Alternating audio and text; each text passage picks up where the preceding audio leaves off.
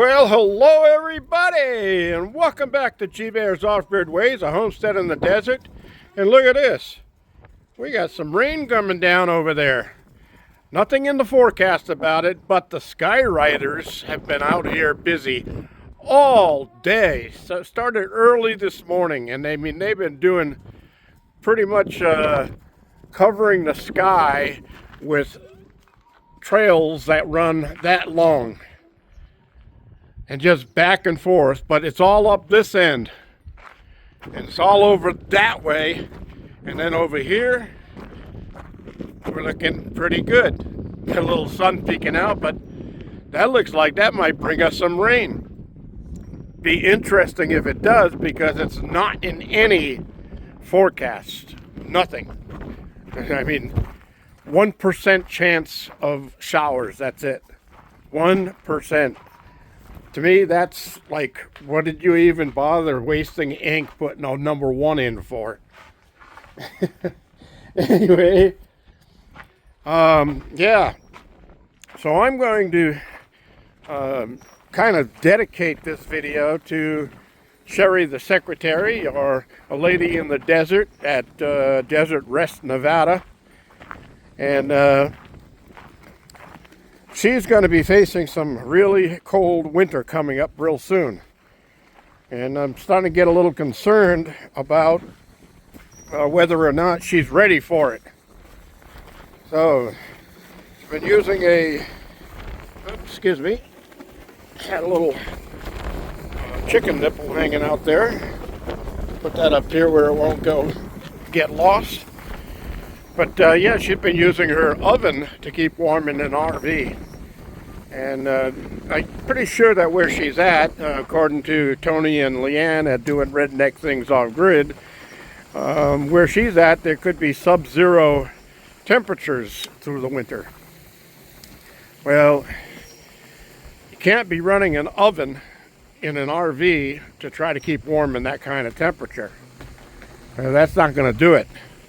And if you do, and you have everything wrapped up really tight, you're going to fill that place up with carbon monoxide, and you're going to run into real problems. Trust me, when I was a little kid, my mom and dad were short of cash to heat the house, getting fuel oil for the house in a really bad winter.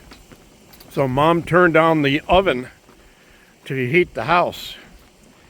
Well, the next day, we were all in the hospital with carbon monoxide poisoning. So that's nothing to play around with. You really don't want to deal with that kind of stuff.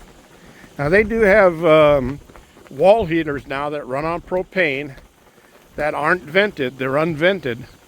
And those things are pretty much designed with a fail-safe in them so that if they run low on oxygen, they shut off. And that's a good thing. That could save your life. But in sub-zero temperatures, I don't know. You'd want a vented unit that you can run pretty much steadily, but you're not going to run that off of little 20-pound tanks like those. Well, you could, but you're going to be changing one of those every few hours, because it's going to eat that thing up really quick.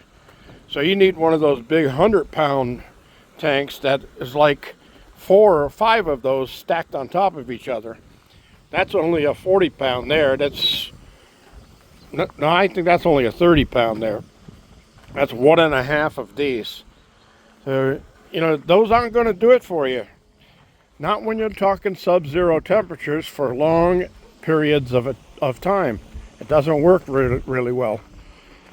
So I'm probably going to end up doing a special live video, members only live video, because Sherry is a member, and get her on there and see if I can't help her get some orders in real quick to get the stuff that she needs to keep warm for the winter. And that's a big thing. I mean, you can do without electricity, you can do without lights. You know, you can get a an LED flashlight that'll give you the light you need. Or you can just use the flashlight on your cell phone. And a little charge system here and there. You know, I know she's got a Blue Eddy charger. Things like that will help you, but they're not going to keep you completely warm through the winter. But there are a few things that you can do to get yourself set up so that you're at least going to survive the winter, and then in the springtime put the pedal to the metal at getting things ready for the next year to come. Because an RV isn't designed for sub-zero temperatures. The walls are only about 1.5 inches thick. You can't get much insulation in 1.5 inches of walls. Some people that boondock out there live in those things, and they hang quilts on the walls over the windows and that stuff as an extra layer of insulation to help keep themselves warm inside. But then when you open that door in the morning, boy, does it hit you. So anyway, that's my plan coming up. I just wanted to get that information out. I know Sherry watches my videos pretty often. And as far as the chickens go, Sherry, quit spending so much time with the chickens. You've got other worries. You know, the sub-freezing temperatures come, the chickens will huddle together and keep warm inside of a small coop. But that's not going to help you. You can't get them inside and snuggle up with them. It ain't going to work. So concern yourself with your needs right now and leave the chickens alone. You can get to that later on. All right. I'm out here because I'm going to close this video off, and then I'm going to get a cover over the top of this just in case that actually does bring any rain. I don't want my electronics getting soaked. So I wasn't planning on any rain coming, but it looks like it just might, so I'm going to make sure I protect against it. All right, everybody, I want to thank you for joining me. Questions and comments below. This is G Bear signing off.